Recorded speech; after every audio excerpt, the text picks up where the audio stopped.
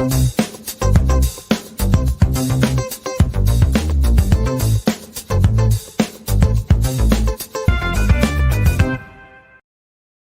இப்படித்தான் மறந்துடுவேன். வர ஞாயிறு வந்து குருத்தோலை ஞாயிறு. அந்த குருத்தோலை ஞாயிறுக்கு இது வரைக்கும் லேட்டாக வர ஆளுலாம் தயவு செய்து அன்றைக்கி 8:30 வந்துடுங்க. 8 மணிக்கு ஏன்னா 8:30 தான் நம்ம அங்கேருந்து அந்த முக்குமுடியை போயிட்டு வர போகிறோம். கண்டிப்பாக வாங்க, அதில் கலந்து கொள்ளுங்கள். வேதம் சொல்லுவது, எருசலேமில் லட்சக்கணக்கான யூதர் மத்தியில் இயேசுவை பிதா மகிமைப்படுத்தின நாள் தான் குருத்தோலை ஞாயிறு. நம்ம கையில் குருத்தோலை இருக்கும், நம்ம பிடிச்சிட்டு போகிறப்ப இதனால் நம்மளுக்கு என்னன்னு கேட்குறீங்கன்னா, அது ஒரு ஆசீர்வாதம். அல்லேலுயா, அல்லேலுயா. தடைகள், உங்கள் குடும்பத்தில் இருக்கிற பிரச்சனைகள்லாம் இந்த குருத்தோலை ஞாயிறு என்பது என்னன்னு கேட்டிங்கன்னா, எதிரிகள் எல்லாம் உதிரிகளாக போயிட்டாங்களாம். எதிரிகள்லாம் எப்படி ஆகிட்டாங்களாம்? உதிரிகளாக போன ஞாயிறு தான் குருத்தோலை ஞாயிறு. நான் போன வாரம் மெசேஜ் எடுத்து பண்ணிக்கலாம். அது எப்படி வரும்? நம்ம போட்ட திட்டமெல்லாம் வீண் என்று, அது எப்படி வரும்? நல்லா வருமே அந்த வசனம். நம்ம இது வரைக்கும் செஞ்சதெல்லாம் வீண் என்று எதிரிகள் தன்னுடைய தோல்வியை ஒப்புக்கொண்ட நாள் தான் குருத்தோலை ஞாயிறு. என்னென்னமோ செஞ்சு பார்த்தாங்க, இயேசு கிறிஸ்துவை என்னென்னமோ செஞ்சு என்னமோ காலி பண்ணலாம் நினச்சாங்க. ஒன்றும் யாராலே முடியலை. உடனே அந்த கழுதை மேலே ஏறி அந்த காட்சியை உங்களுக்கு எப்படி காட்டணும்னா, நீங்கள் அந்த சீரியஸாக பார்த்தா தெரியும். அப்படியே யூதர்களெல்லாம் லட்சக்கணக்கான யூதர்கள் உலகம் எங்கும் போய் எருசலேம் வீதியில் இருக்கிறப்ப கழுதை மேலே ஏறி உட்காந்து அப்படி டக்குன்னு திருப்பினே எல்லா கண்ணும் பார்த்துச்சான். கழுதை மேலே ஏறி உட்காந்தாலே ராஜான்னு அர்த்தம். இவர் தான் மேசியான்னு பிதா அவரை மகிமைப்படுத்தினது தான் குருத்தோலை ஞாயிறு. அல்லேலுயா. எதிரிகள்லாம் அப்போ சொல்கிறாங்க, இவ்வளோ காலம் நம்ம செஞ்சதெல்லாம் வீணாக போச்சேன்னு சொல்லி வயிற்றில் அடிச்சுக்கிறாங்க. யார்? எதிரிகள். அல்லேலுயா. நான் சொல்கிறேங்க, நம்மளுக்கு விரோதமாக யார் என்ன செஞ்சாலும் நீங்கள் பதில் வினை ஆற்றாதீங்க. என்றைக்குமே அது வந்து கர்த்தருக்கு பிடிக்காது. படுகொலியை வெட்டுகிறவன் அதிலே விழுவான். நீங்கள் ஒன்றுமே பண்ண வேணாம், நீங்கள் ஒன்று பண்ணிக்கிட்டே இருங்களேன், சிரிச்சுக்கிட்டே மட்டும் இருங்களேன், சிரிச்சுக்கிட்டே இருங்க, கண்டுக்கிறாதீங்க. அவன் என்னென்னா உங்களுக்கு எனக்கு விரோதமாக கூட ஒரு ஆள் சுற்றி நான் போய் அவனை வேலைக்கு சேர்த்து விட்டு நான் கஷ்டப்படுறான்னு சொல்லி எல்லாம் பண்ணி வச்சா, எனக்கு விரோதமாக அண்டரை கொண்டு வேலை பார்த்துக்கிட்டே இருந்தேன் பாருங்கள். எனக்கு விரோதமாக பார்த்தேன், எல்லாம் எனக்கு தெரிஞ்சாலும் நான் என்ன செய்வேன்? ஒரு விஷயத்தை வந்து ஒரு நடக்காதது போய் நடந்த மாதிரி என்னை போய் சொல்லிட்டேன், அங்கே மேல் இடத்துல போய் சொல்லிட்டேன். நீங்கள் என்ன செய்வீங்க? வசனம் தெரிஞ்சவங்க கரெக்டாக சொல்லுங்கள், என்ன செய்வீங்க? நீங்கண்ணா என்ன செய்யணும்? வசனத்தில் என்ன சொல்லுது? அப்படி ஒருத்தன் உங்களுக்கு விரோதமாக தீமை செஞ்சால் அவனுக்கு என்ன செய்யணும்? ஜெபம் பண்ணணும். ரோமர் எடுத்து வாருங்க. அதான் வசனத்தை நான் படிக்க சொல்கிறேன். வசனம் தெரியலாட்டி உங்களுக்கு என்ன செய்யணும் தெரியாது. அதுக்கு தான் வசனத்தை அதிகமாக படிங்கன்னு சொல்கிறேன். தான் வாரேன். எத்தனை உங்களுக்கு விரோதமாக யார் என்ன பண்ணாலும், உங்களுக்கே தெரிய வந்தாலும் நீங்கள் செய்ய வேண்டியது என்னன்னு பாட்டுங்களா? வாசிங்களே, 19 வாசிங்களே. பிரியமானவர்களே, பழிவாங்குதல் எனக்குரியது, நானே பதில் செய்வேன் என்று கர்த்தர் சொல்லுகிறார் என்று எழுதியிருக்கிறபடியால் நீங்கள் பழிவாங்காமல் கோபாக்கினைக்கு இடம் கொடுங்கள். இதில் என்ன சொல்லியிருக்குது? அப்படி செய்கிறவன், உங்களுக்கு விரோதமாக ஒரு காரியத்தை செய்கிறவன், உங்களை பற்றி இல்லாத பொல்லாத சொல்கிறவன், உங்களுக்கே அந்த நியூஸ் வருது, உங்கள் கூடயே ஒருத்தன் தெரிஞ்சு இப்படி செஞ்சார்னா நீங்கள் என்ன நினைப்பீங்கன்னா, நீங்கள் ஒரு வசனம் சொல்லுவாங்க, என்ன சொல்லுவாங்க தெரியுமா? எதிரியை கூட மன்னிச்சிடலாம், ஆனால் யாரை மன்னிக்க மாட்டாங்களா? இதெல்லாம் வந்து தத்துவம், இதெல்லாம் பைபிளில் எடுபடாது. நீ துரோகியாக இருந்தாலும் எதிரியாக இருந்தாலும் இயேசு கிறிஸ்துக்கு தெரியுமா யூதாசு காட்டி குடிப்பான்னு? தெரியும், கண்டிப்பாக தெரியும். 3 வருஷம் அவனை வச்சா சோறு போட்டுக்கிட்டு இருக்கிறார். ஏன்? அவன் காட்டி குடிப்பான்னு தெரியும். ஏன் செய்கிறாருன்னா, அது போட்டிருக்கு பாருங்க, நீங்கள் பழி வாங்காமல் யாருக்கு இடம் கொடுங்க? கோபாக்கினைக்கு இடம் கொடுங்க. அப்படின்னா என்ன சொல்றாரு? எனக்கு இடம் கொடுறா. உனக்கு ஒருத்தர் தீமை செஞ்சானா நீ ஒன்றும் பண்ணாத, நீ ஒன்றும் பண்ணாமல் கீழே அதுக்கு கீழே போட்டிருக்கு பாருங்க, அன்றியும் உன் சத்துரு பசியாக இருந்தால் அவனுக்கு போஜனம் கொடு, அவன் தாகமாக இருந்தா அவனுக்கு பானம் கொடு. இது என்னங்க கொடுமையாக இருக்குது? அவன் எனக்கு எல்லாம் தீமை செய்வானா, அவனுக்கு போய் நான் சாப்பாடு வாங்கி கொடுக்கணுமா? அருமையானவர்களே, செய்கிறது கஷ்டம். செஞ்சிட்டா உங்கள் எதிரி காலி ஆயிடும். அவங்களுக்கு தெரியுமா? எனக்கு என் ஃப்ரெண்டு ஒருத்தர் இருக்கிறாருங்க, ஜோசுவான்னு. அவர் என்ன பண்ணுவார்னா, அந்த சிரிக்கிறாங்க, அவர்கிட்ட நான் நிறைய பாடம் கற்றுக்கிட்டேன். ஆரம்ப நாட்களில் நிறையா பாடம் கற்றுக்கிட்டேன். அப்போ அவரை பற்றி சில இது பேசுவாங்க. அப்போ அவர்கிட்ட சொல்லுவாங்க, உங்களை பற்றி அந்த பிரதர் இப்படிலாம் பேசினார்னானே, உடனே என்ன பண்ணுவார் தெரியுமா? என்னை கூப்பிட்டுட்டு ஏறி உட்கார், வா போவேன். நான் கூட போய் என்னமோ அடிக்கடிக்க போகிறான்னு பார்த்தா நேர போய் இங்கே வாங்க, எல்லோரும் கவனத்துக்குள்ளே வாங்க. நேர போய் வேகமாக போவார். கிளம்பு, வண்டி எடுத்துகிட்டு போய் பஜாஜ் வச்சுருப்பார், வண்டி எடு, வா போ அப்படின்னு நேராக கூப்பிட்டு போவாருங்க. நான் கூட என்னமோ பண்ண போகிறா இருந்தாலும் சண்டை போட போகிறான்னு நேராக போய் அவனை பார்ப்பார். பார்த்து ஒரு டீயும் 2 வடையும் வாங்கி கொடுப்பாரு. எனக்கு ஆச்சரியமாக இருக்கு, என்னங்க என்னமோ அவனை அடிக்க போகிற மாதிரி போனீங்கன்னு சொல்லுவார். அவனை நான் டீயும் வடை வாங்கி கொடுக்குறதுக்கு தெரியுமா? கீழே வாசிங்க, இப்போ வாசிங்க. சத்துரு பசியாக இருந்தா அவனுக்கு போஜனம் கொடு, அவன் தாகமா இருந்தால் அவனுக்கு பானம் கொடு. இப்படி செய்வதனால் அக்கினியின் தழலை அவன் மேல் தலைமையில் என்ன பண்ணிக்கிற? குவிப்பிக்கிற. இந்த இதை வரேன், இந்த மாட்டிட்டு வந்துடுறேன். உட்காருப்பா.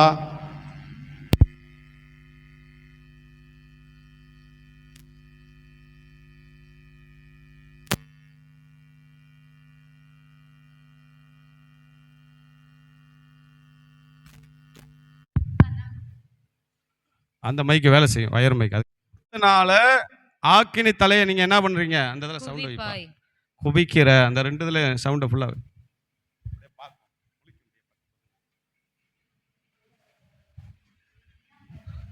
போதும். அந்த வயர் மைக்கில் சவுண்ட் வரக்காண்டி தான் அந்த அதை மாற்றினேன். இப்போ வயர் மைக்கு வேலை செய்யும். பாருங்க, அழகா வசனம் போட்டிருக்கு. இப்படி செய்வதினால் நீ என்ன பண்ற?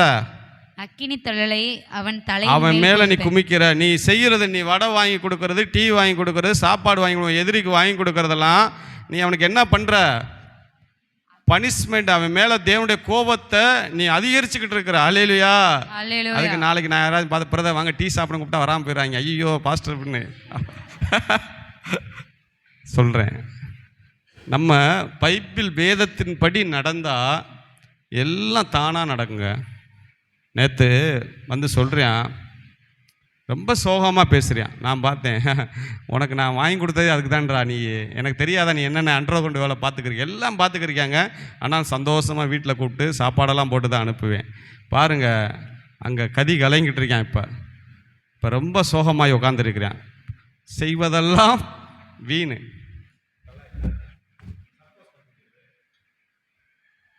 எங்கள் அம்மா வாங்கிட்டு வந்தது ஒரு குக்கரை, இது வாங்கிட்டு வந்தால் பலூனை வாங்கிட்டு வந்திருக்கு. வெளியே போய் சொல்லு. அல்லேலூயா. தயவு செய்து வெளியே கூட்டு போ. செய்தியை வந்து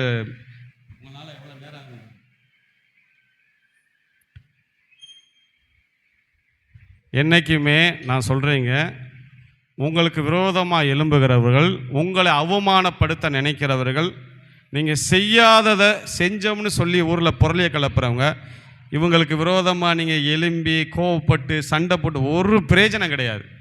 ஒன்றே ஒன்று பட்டுங்க, அமைதியாக இருங்க. அவனுக்கு டீ வாங்கி கொடுக்கலாட்டியும் பரவாயில்ல, வடை வாங்கி கொடுக்கலான்னு பரவாயில்ல, அமைதியாக மட்டும் ஜெபம் பண்ணிடுங்க. நான் சொல்கிறேன், நீங்கள் ஜெபம் பண்ணி அமைதியாக இருந்தீங்கன்னா கொஞ்சம் நாள் ஆகும். ஆனால் டீ வடை வாங்கி கொடுத்தா, ஆமாம் இன்றைக்கி டீ வடைலாம் வாங்கி கொடுக்க மாட்டேன், கவலைப்படாதீங்க. டீ வடை வாங்கி கொடுத்தா தேவனுடைய கோபம் உடனே கீழே போட்டிருக்குங்க. நீ தீமையினாலே வெல்லப்படாமல் தீமைக்கு தீமை செய்யாதப்பா. எங்க கடவுள் ஒரு கட்டளை கொடுத்தா அந்த கட்டளைப்படி செஞ்சா நடக்குமா நடக்காது? அல்லேலூயா. நம்ம என்ன பண்றோம்? மாத்தி செய்யறோம். என்னைய பத்தி அவ எப்படி பேச போச்சு, அவ வாழ்ந்த வாழ்க்கை தெரியாதா, வருத்தல் பாப்பாரு. ஐயோ, வசனத்துக்கே கீழ்ப்படிய மாட்டேங்கிறது. இதனால ஒரு பிரயோஜனம் இல்லை. நீங்க பேசுறதுனாலையும் தீமை செஞ்சவனுக்கு நீங்கள் என்ன பண்ணணும்? நன்மை செஞ்சீங்கன்னா சீக்கிரமாக அவன் காலியாக போகிறான்னு அர்த்தம். அல்லேலூயா. ஆமாம், இந்த சத்தியம்லாம் தெரிஞ்சுக்கணும். தீமை செஞ்சவனுக்கு நீங்கள் நன்மை செஞ்சீங்கன்னா சீக்கிரமாக கர்த்தர் அவனை வாள் எடுத்து அடிக்க போகிறான்னு அர்த்தம். இதுதான் சத்தியம். உன் சத்துரு பசியாக இருந்தால் போச்சனம் கொடு, தாகமாக இருந்தால் சாப்பிட்றா அந்தடா பிரியாணி அனிப்பா பிரியாணி கூட சாப்பிட்றா அந்தடா, இன்னும் சாப்பிட்டு யோசிடா, என்னை பற்றி எப்படிலாம் கெடுக்கலாம்னு யோசிச்சுக்கிட்டே இரு. ஆனால் எது செஞ்சாலும் என்ன பண்ணாது, நடக்காது. பாருங்க, எதிரி கூட நல்லா இருக்குன்னு விரும்பணும் நம்ம. அல்லேலூயா. ஏன்னா அவன் நல்லா இருந்தால் தானே நம்மளை நிறைய திட்டம் போட்டுக்கிட்டே நம்மளை என்ன பண்ண, அவன் போட கர்த்தர் நம்மளை என்ன பண்ணுவார், உயர்த்திக்கிட்டே இருப்பார். நான் சொல்லுவேன் யார்கிட்டயாச்சும், எதிரியை கூட என்ன சொல்லுவேன் தெரியுமா, இன்னும் நல்லா சாப்பிட்டு நல்லா திங்க் பண்ணுங்கடா, நல்லா சாப்பிடுங்க, எதை நினச்சி எப்படிலாம் கவுக்கலாம் நினச்சி நீங்கள் வியாதியாக போயிட்டீங்கன்னா என்ன கர்த்தர் என்ன பண்ண மாட்டார், உயர்த்த மாட்டார். நல்லா சாப்பிட்டு நல்லா யோசனை பண்ணுங்கள், இன்னும் எப்படிலாம் கவுத்தலாம், எப்படி இவன் பேரை நாரடிக்கலாம், எப்படி இவனை கவுத்தலான்னு நல்லா சாப்பிடுங்கடா. சாப்பிட்டு யோசிங்க. அவன் செய்ய கர்த்தருங்க உயர்த்திக்கிட்டே இருப்பார். அல்லேலூயா, அல்லேலூயா. இதாங்க சத்தியம். இதை விட்டுட்டு நீங்கள் மாறி செஞ்சீங்கன்னா, பழிக்கு பழி தீமைக்கு தீமை செஞ்சீங்கன்னா அது ஆண்டவர் ஏற்றுக்கொள்ள மாட்டார். என் வார்த்தையை கனம் பண்ணுகிறவனே நான் என்ன பண்ணுவேன், கனம் பண்ணுவேன். ஆமாம். இப்போ பாருங்கள் இவ்வளோ சத்தியங்கள் போட்டிருக்கோம். எதுக்கு பேச வந்தோம், அதை எதுக்குன்னே தெரியலன்றீங்களா? எதுக்கு சொல்ல வந்தேன்?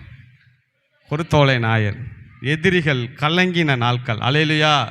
எதிரிகள் தங்கள் தோல்வியை ஒப்புக்கொண்ட நாள் தான் குருத்தோலை நாயர்.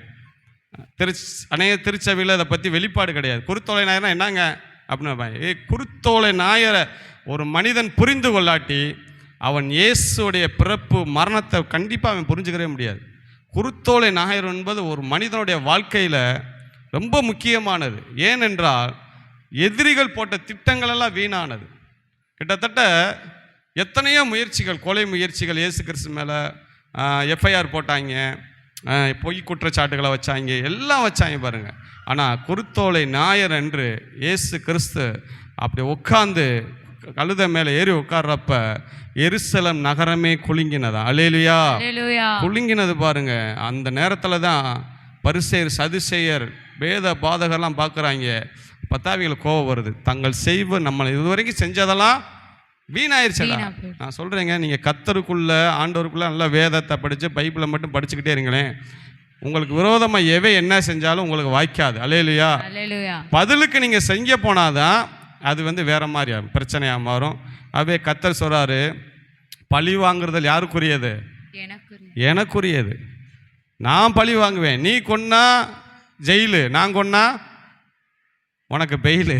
அல்லேலூயா. நான் கொன்ன கேஸே கிடையாதுடா, நீ கொன்னா தான் உன்னை தூக்கி உள்ளே போடுவாங்க, எஃப்ஐஆர் போடுவாங்க.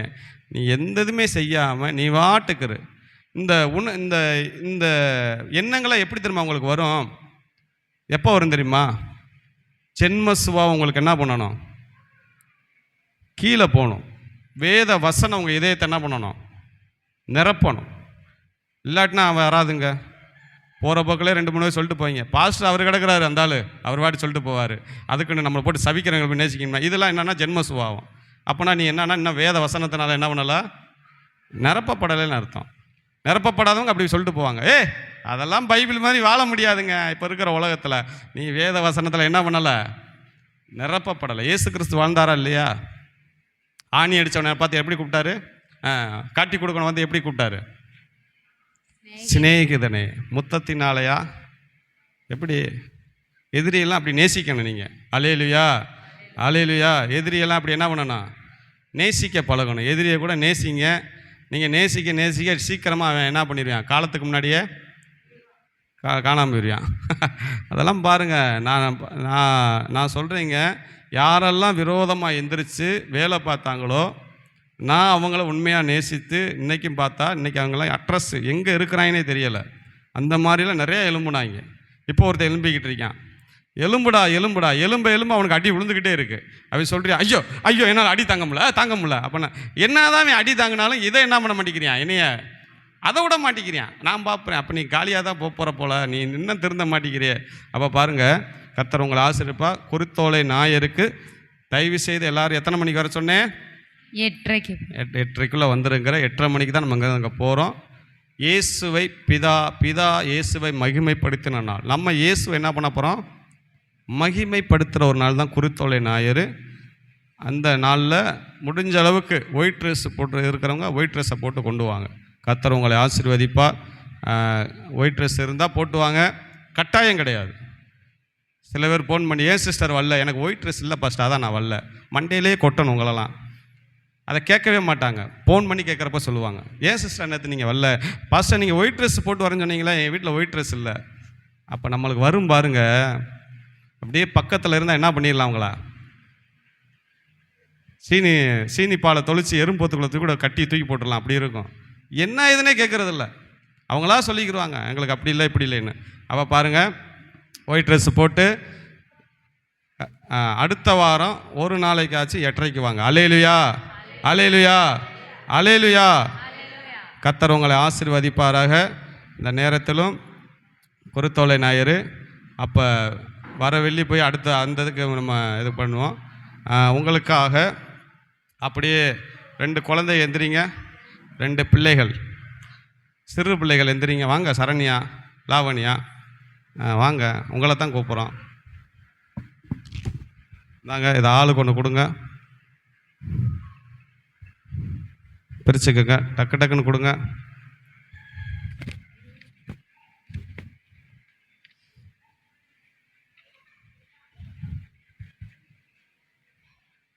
6:30 நடக்குது. நான் ஒரு 10 பேரை கூப்பிட்டு பார்த்தேன், ஒரு ஆள் கூட அசைகிற மாதிரி இல்லை. அடி மேலே அடி வச்சு அம்மி நகரும் பார்த்தாங்க, எது நகர மாதிரி இல்லை. ஒன்று கூட முந்தானத்து சாக்கு சொன்னாங்க, நேற்று என்னன்னு தெரில. நான் விட்டுட்டேன், சரி வர்றவங்க வரட்டும்னு. பாருங்கள், இப்படிப்பட்ட கூட்டங்கள் வந்து ஒரு ஆசீர்வாதமாக இருக்கும். முந்தானத்தெல்லாம் நிறைய பேர்த்துக்கு வியாதிகள் சுகமானது. அல்லேலூயா, அல்லேலூயா. அவர் கண்ணை மூடி சில வியாதிகளை குறிப்பிட்டு சொன்னார். அந்த வியாதிகள்லாம் ஒருத்தவங்ககிட்ட கேட்டேன், அவர் சொன்னதுன்னா அவங்களுக்கா சுகமாச்சு. ஏன் அவங்கள வர சொல்கிறோம்னா ஒரு ஆசீர்வாதம் தான் எல்லாமே. அவர் ஒரு தீர்க்கதரிசியாக இருக்கிறாரு, நிறைய காரணங்கள் சொன்னார். அந்த மாதிரி வாங்க, வார்த்தைகளை கேட்க வாங்க. முடிஞ்சவொடனே நம்மளுக்கு டிஃபன் தராங்க, சாப்பாடு தராங்க. இதெல்லாம் வச்சும் கூப்பிட்டு என்ன பண்ண மாட்டேங்கிறாங்க. நான் நேற்று எத்தனை மணிக்கு, ஒரு 7 மணிக்கு போனேன். 7 மணிக்கு மழை பெய்யுது. அந்த அங்கனுக்குள்ள ஒரு கோயில் இருக்குது பார்த்தீங்களா, அந்த டீ கடைக்கிட்ட. அந்த மலையிலையும் செஞ்சுக்கிட்டு கும்மி அடிச்சுக்கிட்டு இருக்கு.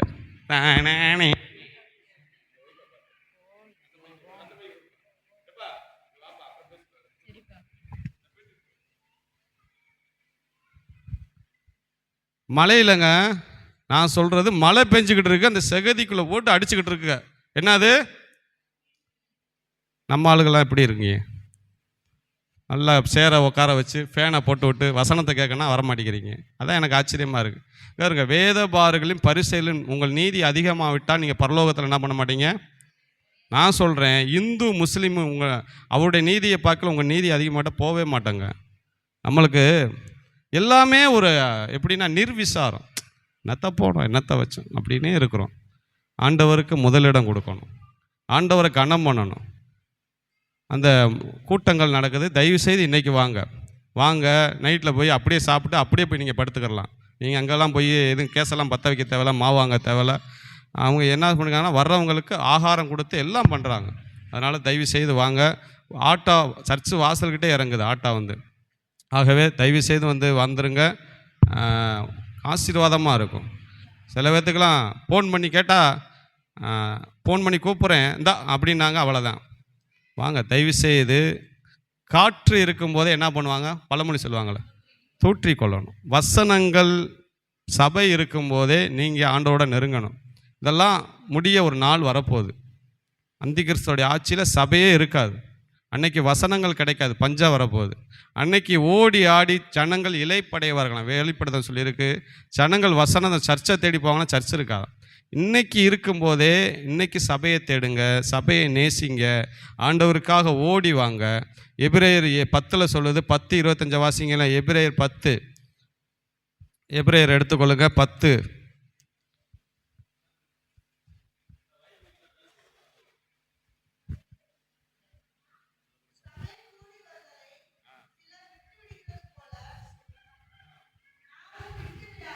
அங்கே கொடுப்பா. சபை கூடி வருதலை சிலர் விட்டு விடுகிறது போல நாமும் விட்டு விடாமல் ஒருவருக்கொருவர் புத்தி சொல்ல. எல்லாரும் எடுத்துக்கங்க, பக்கத்தை சொல்லுங்க, எல்லாரும் எடுத்துக்கங்க. 307 புதிய 307 எடுத்துக்கங்களேன். 307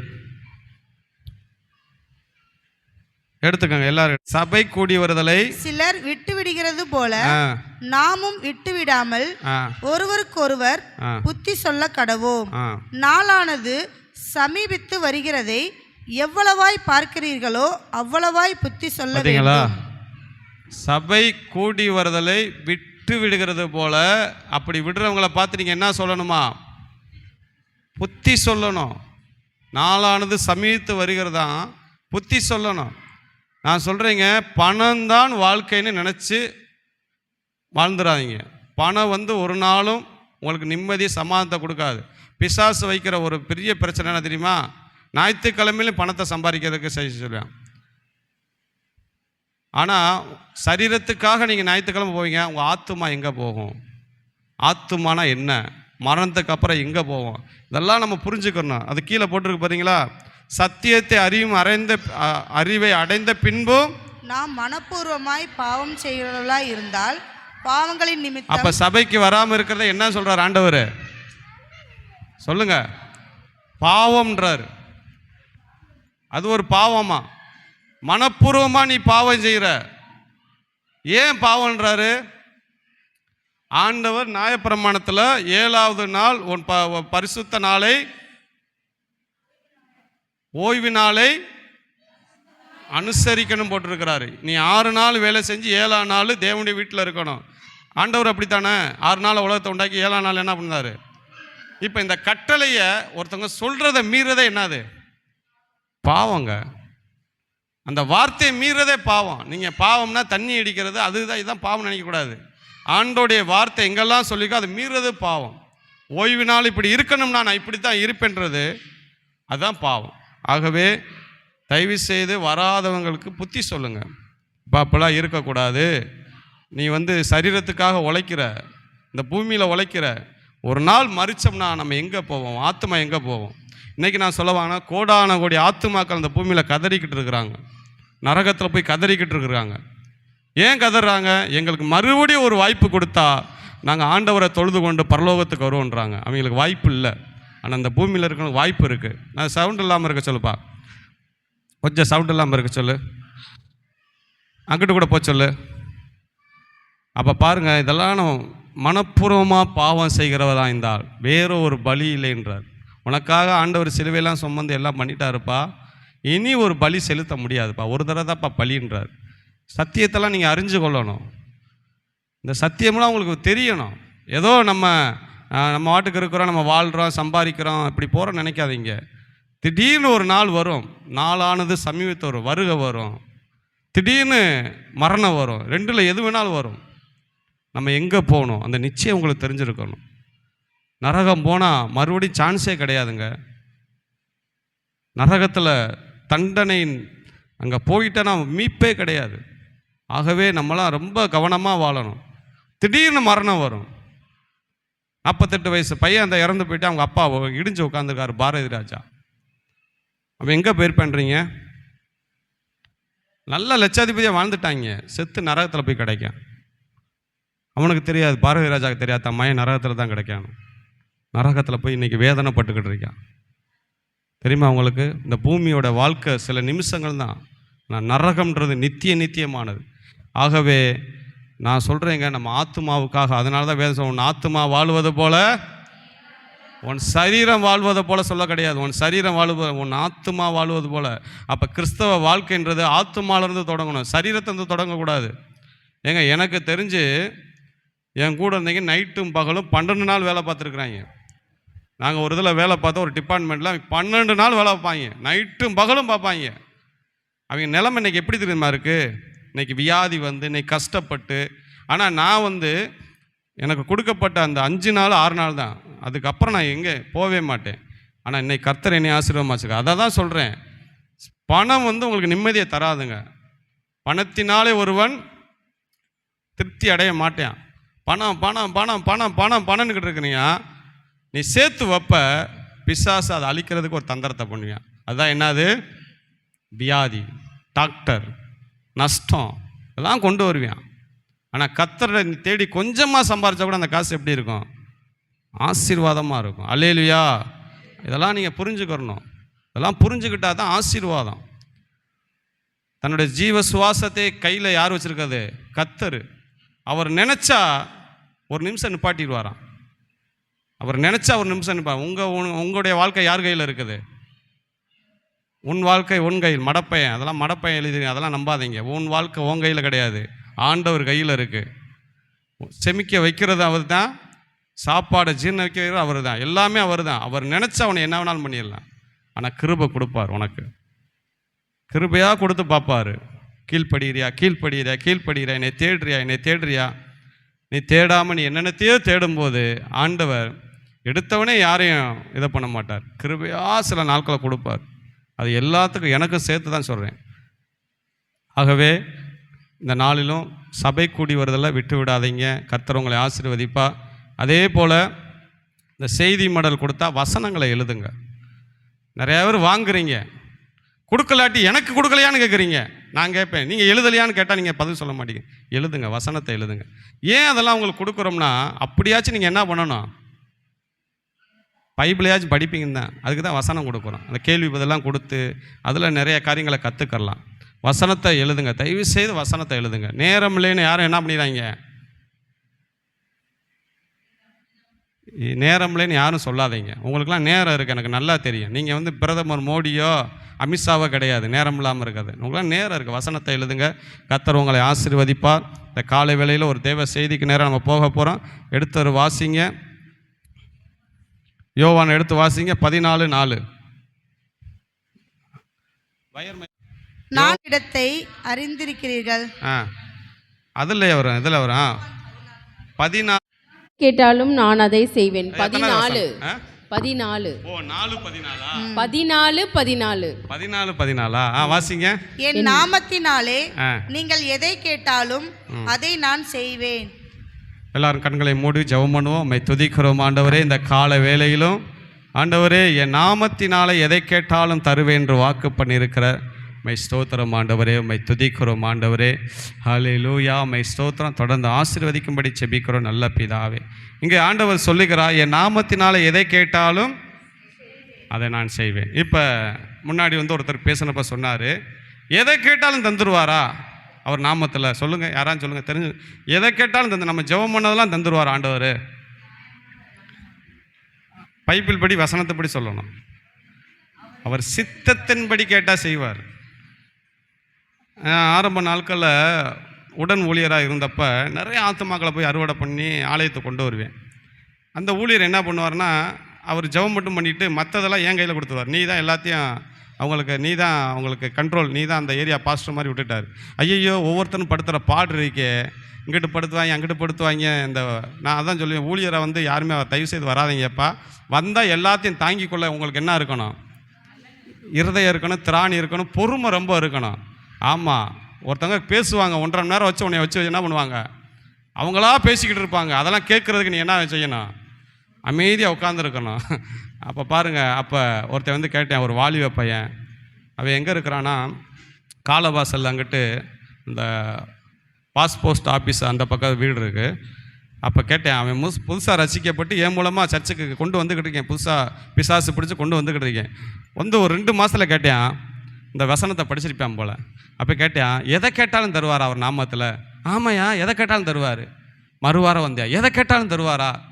என்னடா இவ இப்போ 10 தடவை கேட்டேன் அந்த வார்த்தையை. என்னடா இவ எப்போ பார்த்தாலும் இதுவே கேட்குறேன், எதை கேட்டால், ஏன்னா அவனுக்கு சொல்ல தெரியல, நம்ம சொல்லக்கூடாதுன்னு. எதை கேட்டாலும் தருவாரியா, ஜெபம் பண்ணியான்னா. கொஞ்ச நாள் பார்த்தா திடீர்னு ஒரு அம்மாவை கூப்பிட்டு வந்தேன், அதுக்கு குண்டா ஒரு அம்மா கூப்பிட்டு வந்து நிப்பாட்டினேன். நான் கூட புதுசாக ஏதோ ஆத்துமாவை கூப்பிட்டு வந்திருக்கானுச்சு, யாரா அப்படின்னு கேட்டேன்.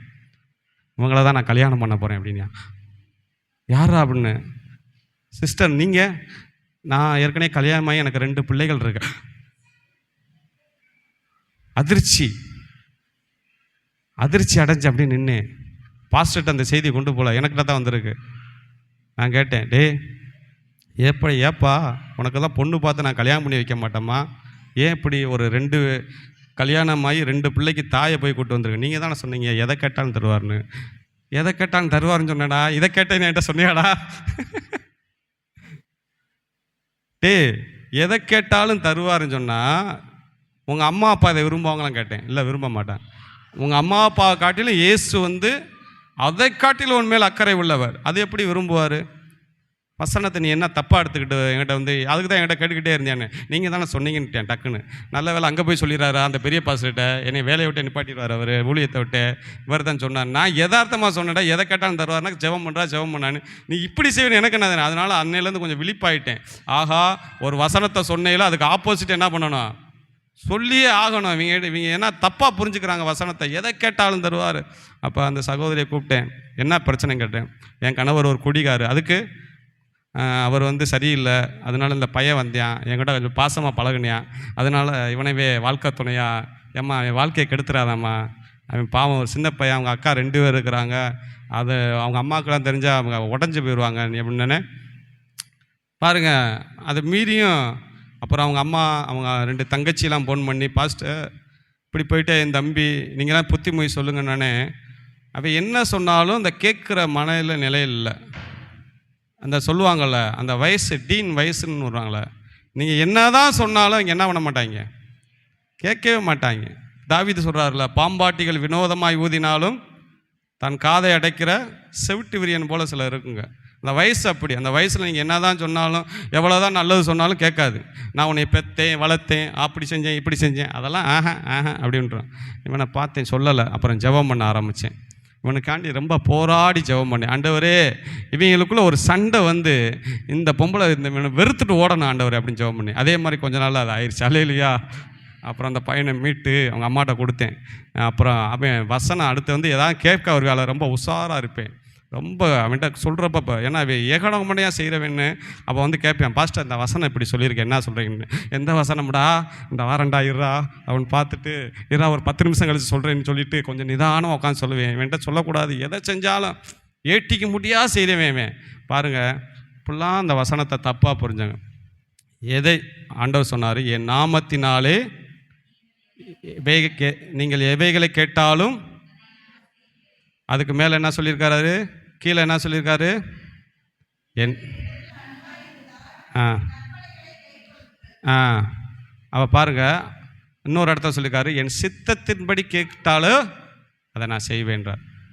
இப்போ நம்ம பிள்ளைகளுக்கு எல்லாமே வாங்கி கொடுப்போம். இப்போ எங்கள் ஜோயில் வந்து சொல்கிறேன், எனக்கு வந்து நீங்கள் சேவ் பண்ணுற அந்த மிஷினை தாங்க சொன்னால் கொடுப்போம்மா, கொடுக்க முடியாது. அதனால் ஆண்டவருக்கு தெரியும் எதை எப்போ கொடுக்கணும். உனக்கு இப்போ கொடுத்தா அதை பயன்படுத்த தெரியாதுன்னு எல்லா ஆண்டவருக்கு தெரியும். நம்ம என்ன பண்ணுறோம், ஆண்டவரே எனக்கு வேணும், ஆண்டவரே எனக்கு வேணும், ஆண்டவரே எனக்கு இப்போயே தாங்க ஆண்டவரே. ஆண்டவர் பாப்பாரு, எப்பா நீ வந்து ஒரு சின்ன குழந்தையா இருக்கிற, நீ வந்து கிருபாவதி மாதிரி ஜோயல் மாதிரி தான் திரு என்னமோ, உனக்கு அது எப்போ கொடுக்கணுமோ அது ஒரு பக்குவ வரையில் கொடுப்பேன்னா, நம்ம ஆளுங்க போராடுறது, அதுக்கு உபவாசத்தை போடுறது, அதுக்கு அதை போடுறது, அதுக்கு நான் அப்படியே ஆண்டோட யுத்தம் பண்ண போகிறேன்னு சொல்லி இப்படியே போய் என்ன ஆயிடுதுன்னா, அப்போ சோர்வடைஞ்சிடாங்க. ஏங்க ஜெபத்துக்கு பதில் கிடைக்கலன்னா, வேதம் சொல்லுது, அதன் காலத்தில் நேர்த்தியாய் செய்கிற தேவன். அல்லேலூயா. உனக்கு எப்போ தரணும்னு ஆண்டவருக்கு தெரியும்.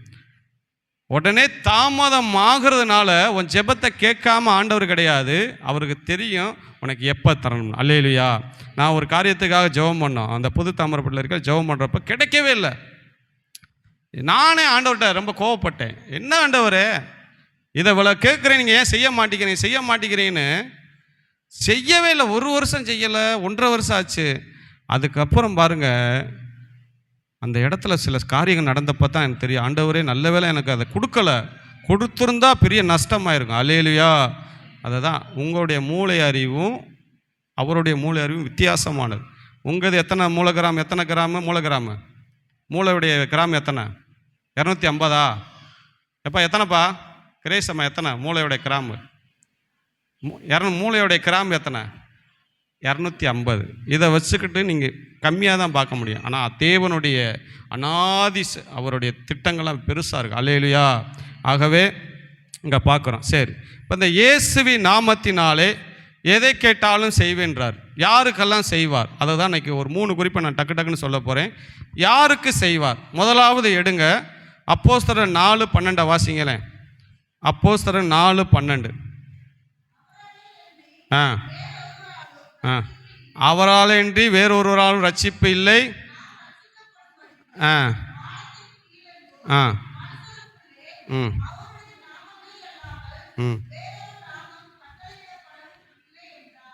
பாருங்க, இங்கே பவுல் சொல்றாரு, எல்லாரும் எடுத்துக்க 4:12 பக்கத்தை சொல்லுங்க.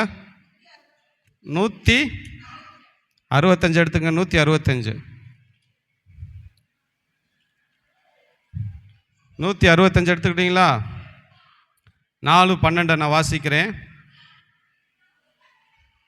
அவராலே அன்றி வேறொருவராலும் ரட்சிப்பில்லை, நாம் ரட்சிக்கப்படும்படி வானத்துக்கு கீழேயும் மனுஷருக்குள்ளேயும் அவருடைய நாமமே அல்லாமல் வேறொரு நாமம் கட்டளையிடப்படவில்லை. பாருங்க, பரலோகத்துக்கு போகிறதுக்கு ஒரே ஒரு நாமம் தான். அந்த நாமம் என்ன நாமம்? இயேசுவின் நாமம். ஆண்டவர் சொன்ன, நானே வழியும் சத்தியமும் ஜீவனும் என்னை அல்லாமல். அப்போ இன்னைக்கு மனிதர்கள் மற்ற மார்க்கங்கள் எல்லாம் பரலோகம் போகிறதுக்கு எதையோ செய்கிறாங்க. ஆனால் இங்கே சொல்லியிருக்குது, என்னுடைய நாமமே அல்லாமல் நீ எங்கே போக முடியாது? பரலோகம் போக முடியாது. வேற நாமம் கிடையாது. நாமம்னா என்னதுங்க? அதையும் சொல்ல மறந்துட்டேன். அதுக்கு முழிப்பீங்களே, நாமம்னா என்னன்னு? பெயர். அந்த பெயர் இல்லாமல் வேற பெயர் செஞ்சால் நீங்கள் வேற பெயர்னால போக முடியாது. இயேசுவின் நாமத்துக்கு முழங்கால்கள் முடங்கும், நாவுகள் அறிக்கை பண்ணும். அல்லேலூயா. அப்போ பாருங்க, எப்பா கத்தாம இருக்க சொல்லுப்பா. இன்னைக்கு ஒரு அப்போ யாருக்கு ஆண்டவர் சொன்னார், என் நாமத்தில் எதை கேட்டாலும் செய்வானா? யாருக்கு செய்வாருன்னு கேட்டிங்கன்னா, இங்கே போட்டிருக்கு, அவரை அல்லாமல் வேறொரு நாமம் இல்லை. அப்போ யாரெல்லாம் இயேசுவை பற்றி நீங்கள் சொல்கிறீங்களோ, அந்த சுவிசேஷத்தை யாருக்கெல்லாம் சொல்கிறீங்களோ அவங்களுக்கு கர்த்தர் கேட்டதை செய்வார். அல்லேலூயா. இங்கே வருங்களேன், சில குரூப் இருக்குங்க, ஜெபம் ஜெபம் ஜெபம் ஜெபம் ஜெபம் ஜெபம் ஜெபம். நல்லது. இங்கே பாருப்பா, இங்கே பாருங்க, நைட்டு ஃபுல்லாக ஜெபம் பண்ணுவாங்க, பகலில் தூங்கிடுவாங்க. அந்த ஜெபம் இந்த ஜெபம். ஜெபத்தை நான் ரொம்ப விரும்புவேன். ஜெபத்தை நான் தப்பு சொல்லலை. ஜெபம் பண்ணிக்கிட்டே இருப்பாங்க. நாங்கள் ஜெபம் பண்ண போகிறோம். சில பேர் கார் எடுத்துகிட்டு ஊர் ஊராக ஜெபம் பண்ணுற சில குரூப்லாம் இருக்குது. எனக்கு தெரிஞ்ச ஊழியர் குரூப்லாம் இருக்குது. கார் எடுத்துகிட்டு ஊர் ஊராக போவாங்க. ஆனால் இது கரெக்டாக கேட்டிங்கன்னா கரெக்டே கிடையாது. இயேசு கிறிஸ்து இரவெல்லாம் ஜெபம் பண்ணினார், பகலில் என்ன செஞ்சார்? ஓய்ந்தா இருந்தார். கிராமங்களுக்கு சென்று ஊழியம் செஞ்சார். அல்லேலூயா. இரவெல்லாம் ஜெபம், பகலில் ஃபீல்டில் இறங்கி ஊழியம் பார்க்குறாரு. நம்ம என்ன பண்ணுறோம்? ஜெபம் பண்ணிட்டு நம்ம என்ன பண்ணுறோம்? ஃபீல்டு ஒர்க்கு கிடையாது. 4 பேர்த்துக்கு சுவிசேஷம் சொல்கிற கிடையாது. அதுதான் நிறைய அவரோட வாழ்க்கையில் ஜெபங்கள் கேட்கப்படாததுக்கு காரணமே அதுதான். நான் சொல்கிறேன், ஜெபமும் பண்ணணும், 4 பேர்த்துக்கு யாரை பற்றி சொல்லணும்? ஆண்டவரை பற்றி நீ சொல்லணும், சுவிசேஷ ஊழியத்தை செய்யணும். இயேசு கிறிஸ்து இரவு முழுவதும் ஜெபம் பண்ணுறாரு, பகலெல்லாம் போய் கிராமங்கள் தோறும் பிசாசு பிடிச்சவங்களை எல்லாத்துக்கும் விரட்டி சுகமாக்குறார். அப்போ அந்த இயேசுடைய, நீங்கள் விருதுநகரில் டேவிட் கணேசன் ஒருத்தர் சொல்கிறாரு, இன்னைக்கு ஜெபம் பண்ணுறேன்னு சொல்லி நிறைய பேர் ஜெபந்தான் பண்ணுறாங்க, ஊழியம் பண்ண மாட்டேங்கிறாங்க. நீங்கள் போய் இப்போ யூடியூப்பில் போட்டு பாருங்கள், ஏதன் டிவியில் அவர் பேட்டி வரும். நான் சொல்கிற காரியம் அப்படியே சொல்லுவார். டேவிட் கணேசன் போடுங்க, விருதுநகர். அவர் சொல்கிறாரு, எங்கேயா பைபிளில் போட்டிருக்கு ஜெபம் மட்டும் பண்ண சொல்லி? நீ ஜெபமும் பண்ணணும், நீ என்ன பண்ணணும்? ஊழியம்னா என்னதுங்க? ஒரு 2 பேர்த்துக்கு உங்கள் வீட்டு பக்கத்தில் இருக்க இயேசுவை பற்றி சொல்லணும், அதுதான் ஊழியம். வாடா, ஏன் கஷ்டப்படுற, இயேசு உன்னை நேசிக்கிறார், இதை சொல்ல முடியுமா? முடியாதா? நீங்கள் ஊழியம்னா பெரிய அந்த இதெல்லாம் நினைக்காதீங்க. இயேசுவை அறிவிக்கிறதா ஊழியம். ஆனால் இன்றைக்கி என்ன பண்ணிடலாம் தெரியுமா? ஜெபம் ஜெபம் ஜெபம் ஜெபம் ஜெபம் ஜெபம் ஜெபம் ஜெபம்னு போய் கார் எடுத்துகிட்டு போகிறாங்க. இங்கேருந்து திருச்சி, திண்டுக்கல் கார் எடுத்து போய் ஜெபம் பண்ணிட்டு வராங்களாம். நான் கேட்டேன் ஒரு குரூப்பிட்ட, கார் எடுத்து போய் ஜெபம் பண்ணுறீங்களாப்பா, அதனால என்ன பலன் ஆக போகுது? இல்லை, நாங்கள் அந்த எல்லை பிசாசை பூரா கட்டிட்டு வரோம். கட்டி என்ன பண்ண, நீ பண்ணுறீங்களே, ஒரு கிராமத்தில் இறங்கி ஒரு ட்ராக்ஸை கொடு. அல்லேலூயா. 2 பேரை நீ ஜெபம் பண்ணாலும் ரசிக்கப்பட்டுருவானா? இங்கே பாருங்களேன், என்னைக்கு ஒருத்தர் இறங்கி ஆண்டவரை பற்றி சொல்கிறானோ அதில் ரசிக்கப்படுவார்கள். அல்லேலூயா. அப்போ ஏன்னா நம்ம கிறிஸ்தவ எல்லாம் இப்படி தான் சொல்லிட்டாங்க, நல்லா ஜெபம் பண்ணுன்னா சின்ன ஊழியத்தை கூட நீ பாரு, சண்டே கிளாஸ் ஊழியத்தை பாரு, உன்னால் முடிஞ்ச ஒரு ஊழியத்தை பாரு. நான் சொல்கிறேன், யார் வீட்டுக்குள்ள பிரச்சனை, போராட்டங்கள், யார் வீட்டில் தீர்க்க முடியாத கடன் பிரச்சனை, இது எங்கள் ஊழியர் எங்களுக்கு சொல்லி கொடுத்தது. இப்படியெல்லாம் உன் வாழ்க்கையில் இருக்குதா? நீ ஜெபம் பண்ண மட்டும் போதாது, நீ ஊழியம் செய்யணும். அல்லேலூயா. உன்னால் முடிஞ்ச ஊழியத்தை செஞ்சுக்கிட்டே வருவேன், எல்லாம் மாறும். அல்லேலூயா. எல்லாம் மாறும். நீ கேட்கவே தேவையில்லை. நீ அவருக்காக ஊழியம் செஞ்சால் அவர் உன்னுடைய வேலையை என்ன பண்ணுவார்? அவர் பார்த்துக்குருவார். இந்த கதவை திறந்து வச்சிருச்சுங்க.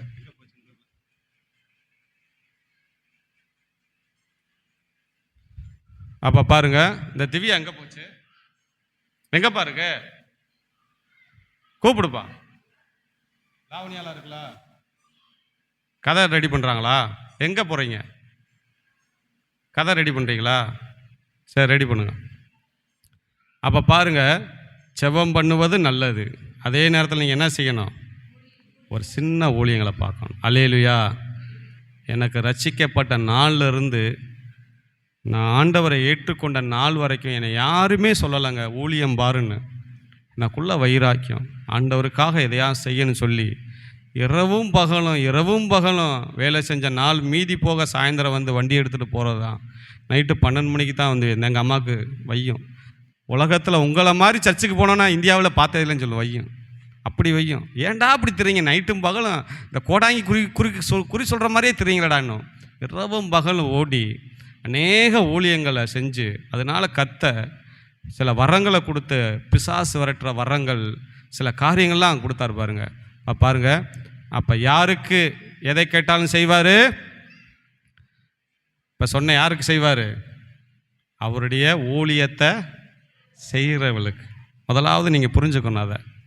ஏதோ உலகத்தின் முடிவு பிறந்த சகல நாட்களில் உங்களோடு இருக்கிறேன். யாரு கூட இருப்பார்? கீழே வாசிங்க. உலகம் எங்கும் போய் சுவிசேஷத்தை அறிவிங்கள். மத்தேயில இருக்குங்க, மத்தேயில 28 இருக்குன்னு நினைக்கிறேன். அந்த காரியத்தை சொல்லிட்டு உலகமெங்கும் போய் சுவிசேஷத்தை அறிவிங்க, அப்பொழுது உலகத்தின் முடிவு பண்ண சகல நாட்களிலும் உங்களோடு இருப்பேன். சரி, இப்போ பாருங்கள். இப்போ ஒரு சம்பவத்தை நான் சொல்கிறேன். நீங்கள் சொல்லலாம், நாங்களே கஷ்டத்தில் வேதனையில் நாங்களே துன்பத்தின் பாதையில் இருக்கிறப்ப நாங்கள் போய் மற்றவங்களுக்கு எப்படி இயேசு அறிவிக்கலாம்? எடுங்களேன், 2 ராஜாக்கள் வாசிங்க. 2 ராஜாக்கள் பக்கம் 471 எடுங்க. 471 2 ராஜாக்கள் 5ஆம் அதிகாரம். 2 ராஜாக்கள் 5ஆம் அதிகாரம் பழைய ஏற்பாட்டில் 471. 5ல் 1 வாசிங்க.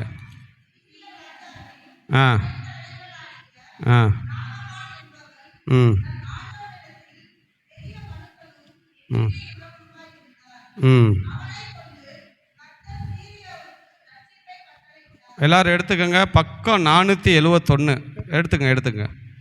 இப்போ இங்கே ஒரு சம்பவத்தை நம்ம வாசிக்க போகிறோம். இங்கே ஒரு சுவிசேஷம் எப்படி அறிவிக்கப்பட்டதுன்னு பார்க்க போகிறோம். எடுத்துட்டீங்களா எல்லாரும்?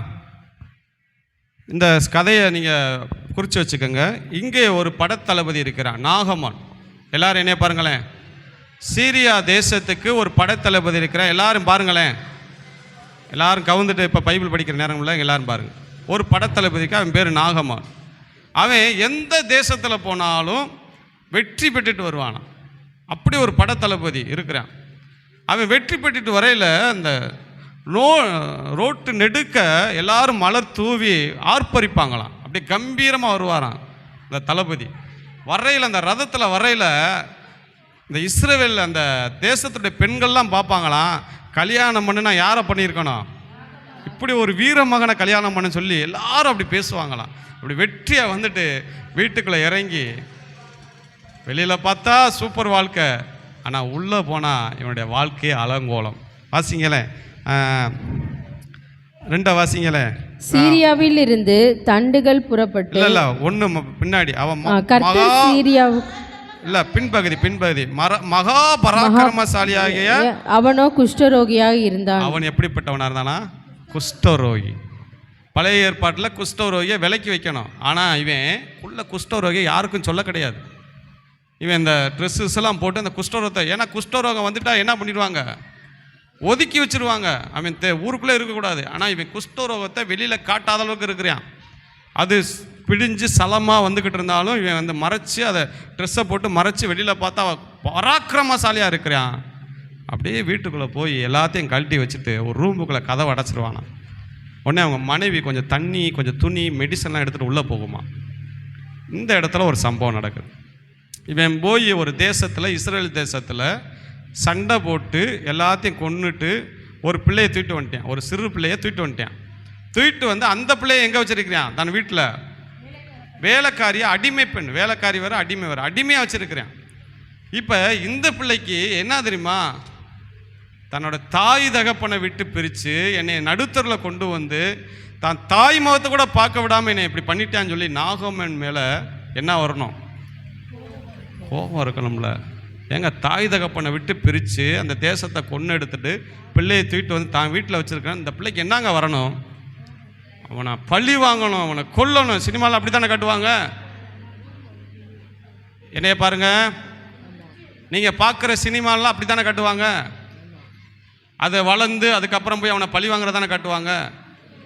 ஆனால் பாருங்கள், இந்த பிள்ளை என்ன சொல்லுதுன்னு பார்த்தீங்கன்னா, இந்த பிள்ளை பார்க்குது என்ன, இந்த அம்மா அந்த ஆள் வந்தவொடனே உள்ளே போய் தண்ணி எடுத்துகிட்டு போகுது, மெடிசன் எடுத்துகிட்டு போகுதுன்னு சொல்லி அந்த அம்மாட்ட கேட்குது. அப்போ அந்த அம்மா கதையை சொல்லுது, இந்த ஆள் குஷ்டரோகம் இருப்பான்னு. அந்த பிள்ளை அங்கனக்குள்ளே சொல்லுது, எங்கள் இஸ்ரவேல் தேசத்துக்கு போனால் எங்கள் ஆண்டவர் காப்பாற்றுவார்னு சொல்லுது. இதுதாங்க என்னதுங்க சுவிசேஷம். இதுதான் என்னது, தன் குடும்பத்தை அழிச்சவனை, தன் குடும்பத்தை நெருக்கதி ஆக்குனவனை, குஷ்டரோகம் கேட்டவனே இந்த பிள்ளை என்ன பண்ணியிருக்கணும், சண்டால பாவி பவன் என் குடும்பத்தை தொட்டனால தானே குஷ்டம் வந்துச்சுன்னு இந்த பிள்ளை நினைக்கலைங்க.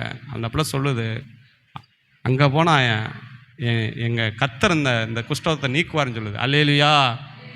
நான் சொல்கிறேங்க, நான் சொல்கிறேன், அவன் போய் அதுக்கப்புறம் அங்கே போய் நடந்த கதையெல்லாம் தெரியும். போய் சுகமாகி வந்துட்டான்.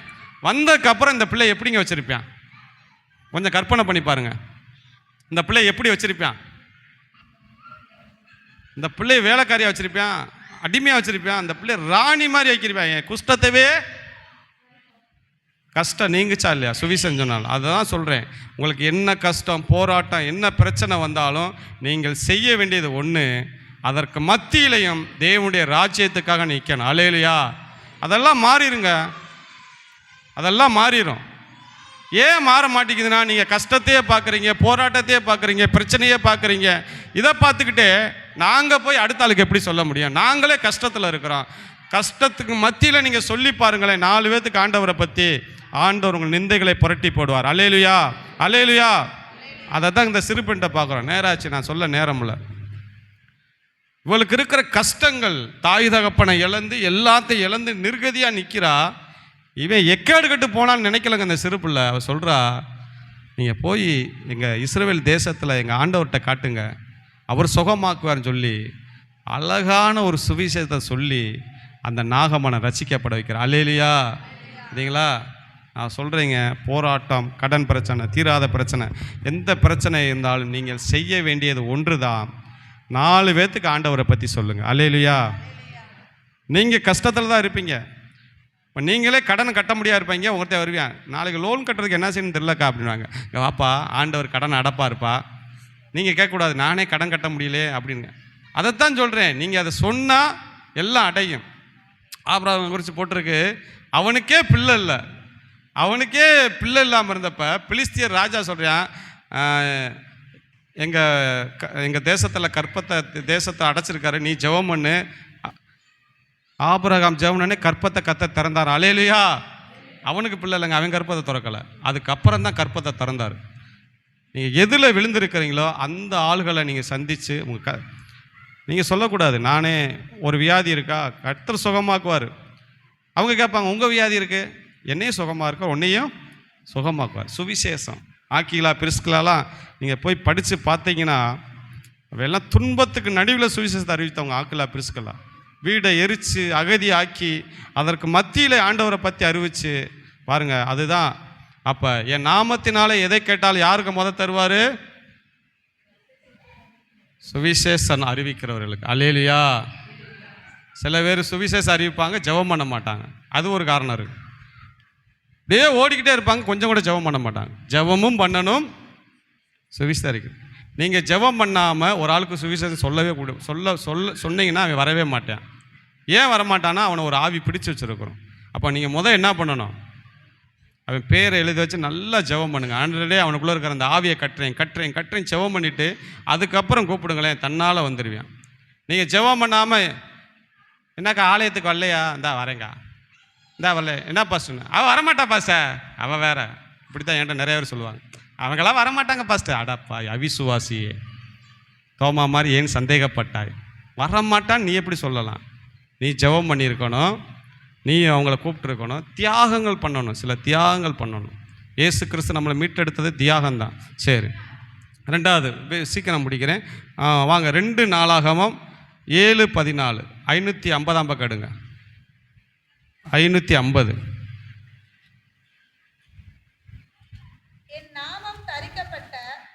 எல்லாரும் எடுத்துக்கட்டும் சார், இருங்க எடுத்துங்க. 550 எடுத்துக்கோங்க. எடுத்துக்கிட்டீங்களா? வாசிங்க, இப்போ வாசிங்க. என் நாமம் தரிக்கப்பட்ட என் நாமம் தரிக்கப்பட்ட என் ஜனங்கள் தங்களை தாழ்த்தி ஜெபம் பண்ணி என் முகத்தை தேடி தங்கள் பொல்லாத வழிகளை விட்டு திரும்பினால் அப்பொழுது பரலோகத்தில் இருக்கிற நான் கேட்டு அவர்கள் பாவத்தை மன்னித்து அவர்கள் தேசத்துக்கு சேமத்தை கொடுப்பேன். பாருங்க, 7:14 சொல்லுது, என் நாமம் தரிக்கப்பட்ட என்னுடைய ஜனங்கள் தங்களை தாழ்த்தி ஜெபம் பண்ணி என் முகத்தை தேடி பொல்லாத வழிகளை விட்டு திரும்பினால் அப்பொழுது பரவது நான் அவர்கள் பாவத்தை மன்னித்து அவர்களுக்கு சேமத்தை தருவேன்றார். இது என்னது? தங்களை தாழ்த்தி பொல்லாத வழிகளை விட்டு விலகி அப்படின்னா ஒன்றே ஒன்று நீங்கள் புரிஞ்சுக்கணும். அவருடைய நாமம் தரிக்கப்பட்ட நம்ம தாழ்த்தணும். என்ன தாழ்த்தணும்? இன்றைக்கி உங்கள் வாழ்க்கையில் சில பிரச்சனை நடந்திருக்கலாம். அவன் சரியில்லை இவன் சரியில்லைன்னு சொல்லக்கூடாது. எல்லா பிரச்சனைக்கும் காரணமே யார் தான்? அதான் தாழ்த்துறது. உங்களுக்கு புரியுதா? நான் ஒன்று அடிக்கடி சொல்லுவேன், உங்களுக்கு விரோதி யாருங்க? உங்களுக்கு விரோதி யார்? உங்களுக்கு விரோதி நீங்கள் தான். உங்களை மிஞ்சி ஒரு விரோதி இந்த பூமியில் அதெல்லாம் கம்மி தான். எனக்கு விரோதி யாருங்க? நான் தான். எனக்கு மிஞ்சின விரோதி வந்து ஜெயிக்க முடியாது. ஆனால் என்னை நானே அழிச்சுக்கரலாம். நான் ஒரு தியானத்தில் போட்டேன் பார்த்தீங்களா? எதிரிகள் வருகிற தீமையை காட்டிலும் தனக்குத்தான் தீமைகளை வைத்துக்கொண்டு அநேகர் இருக்கிறாங்க. தன்னை தாழ்த்தணும். இந்த பிரச்சனைக்கெல்லாம் யார் தான் காரணம்? என் வீட்டு இப்படி ஆனதுக்கு, என் குடும்பம் இப்படி ஆனதுக்கு, என் பிள்ளைகள் இப்படி எல்லாத்துக்கும் யார் தான் காரணம்? சொல்லுங்க. நான் தான்ப்பா காரணம். அதான் தாழ்த்துறது. அவர் சரியில்லை இவர் சரியில்லை, நான் காரணம். நான் மன்னிப்பு கேட்குறேன். தன்னை தாழ்த்தி போட்டிருக்கு பாருங்க, அழகா போட்டிருக்கு பாருங்க, வாசிங்க. தங்களை தாழ்த்தி பொல்லாத வழினா என்னது? அந்த வழியெல்லாம் விட்டுருங்க. அவங்க காரணம் இவங்க காரணம், நான் தான் காரணம். அதான் பொல்லாத வழி. அடுத்தவங்களே சொல்லிக்கிட்டு இருக்கிறது பொல்லாத வழி. ஆண்டவரே, ஐ எம் சரண்டர். எல்லாத்துக்கும் நான் தான் காரணம். எலும்பி இருக்கிற பிரச்சனைக்கு நான் தான் காரணம். எல்லாம் நான் தான் காரணம் சொல்லி விட்டு விலகும்போது கர்த்தர் சொல்றார், அப்போது நான் உனக்கு என்ன பண்ணுவேன்? சேமத்தை தருவேன். இல்லாண்டவரே, நான் கரெக்டாக தான் இருந்தேன், அவங்க தான் அப்படி இவங்க தான். நீ உன்னை தாழ்த்து தேவ சமூகத்தில். நான் சொல்கிறேன், இயேசு கிறிஸ்து என்ன பாவம் பண்ணார்? அவர் போய் கெத்செமனேல தன்னை தாழ்த்தினாரா இல்லையா? அவர் பாவம் பண்ணாரா?